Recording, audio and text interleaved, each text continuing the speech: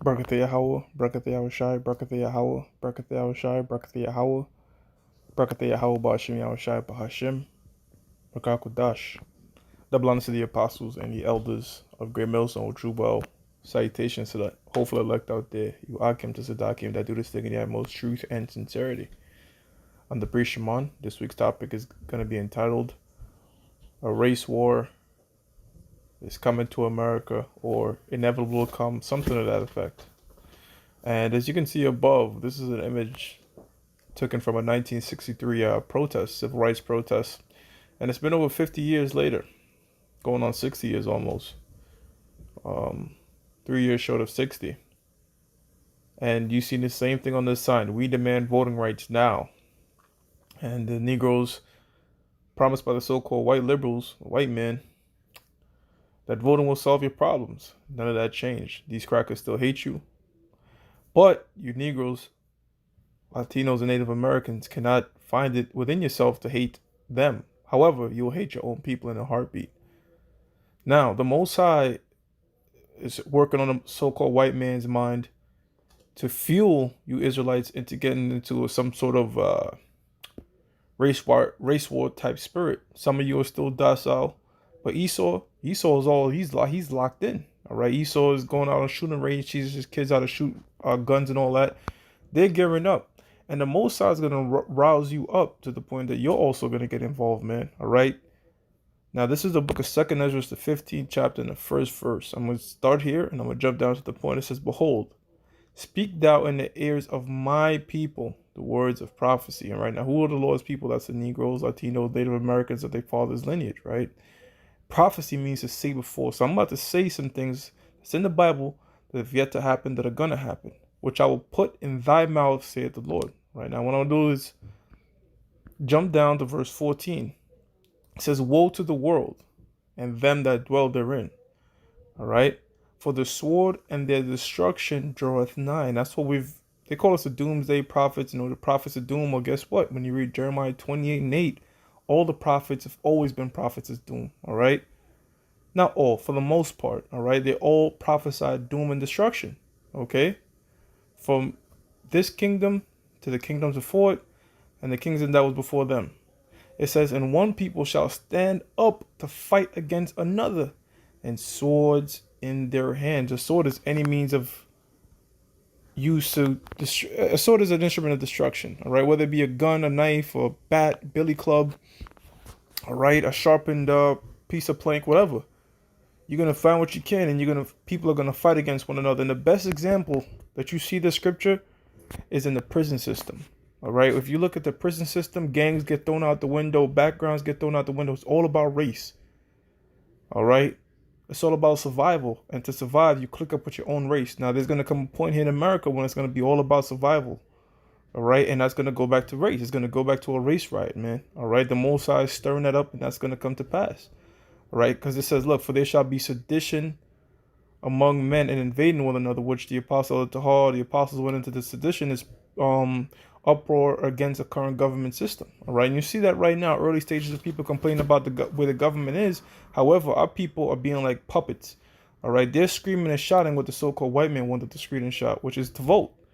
All right, voting ain't gonna change shit. All right, because you know why voting is never gonna change shit? Because the people that you vote for are controlled by a higher power. All right, so that's never gonna do anything.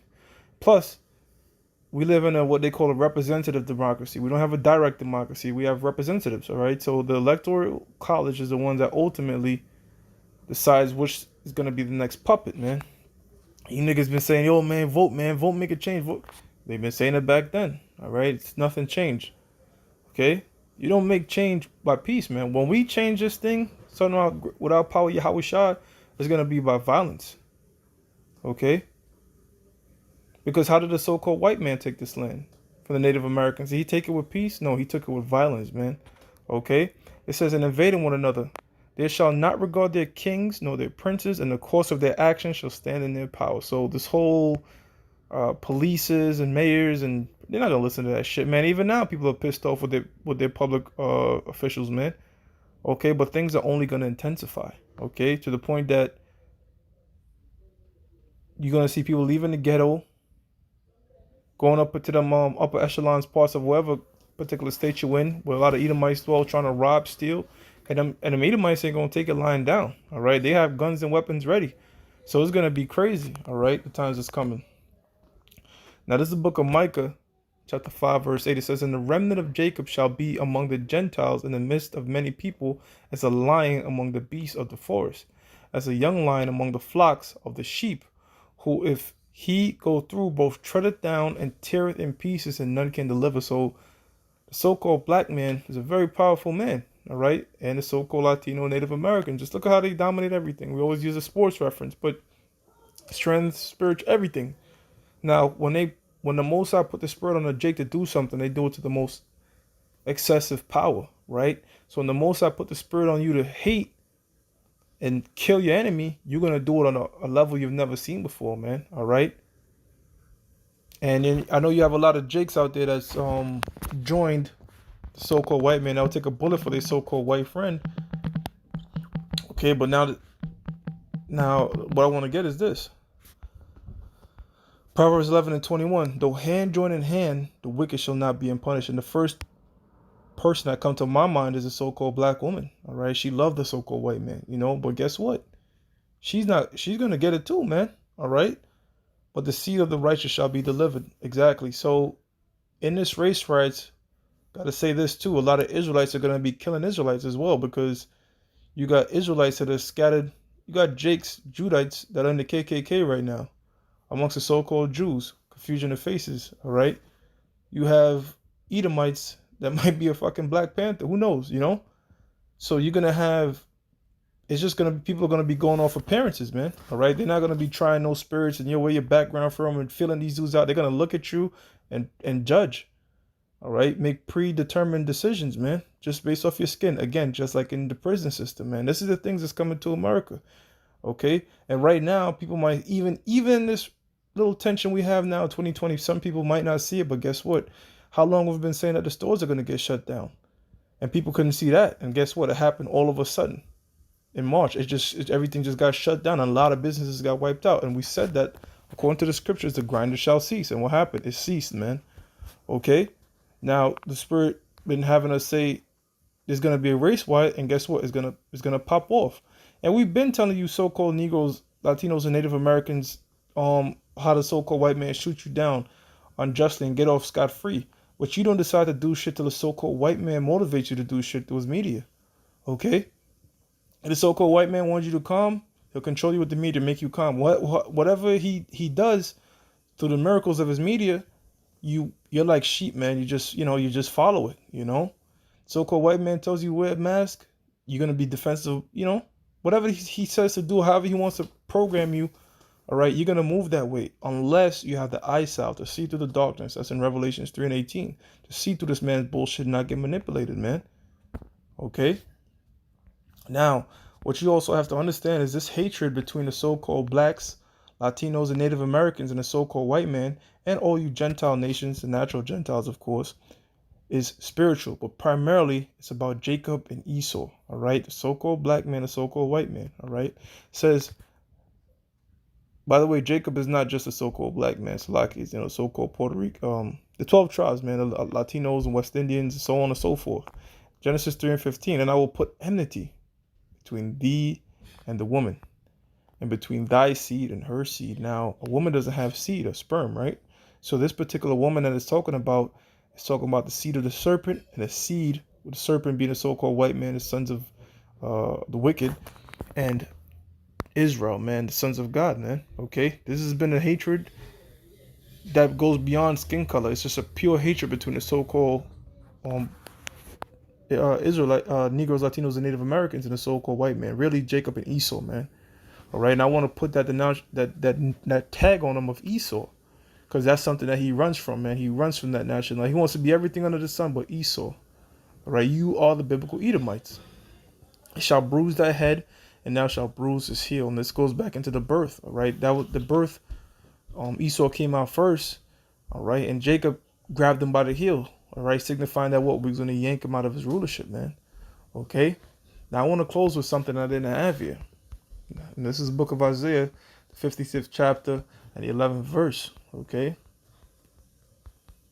Isaiah 55:11. It says, "So shall my word be that goeth forth out of my mouth. It shall not return unto me void." Right? So the prophecies that are written throughout this Bible, okay, which the Most High has his mediators, the prophets, starting with the apostles, the elders, and those that are coming in a like doctrine, man, okay?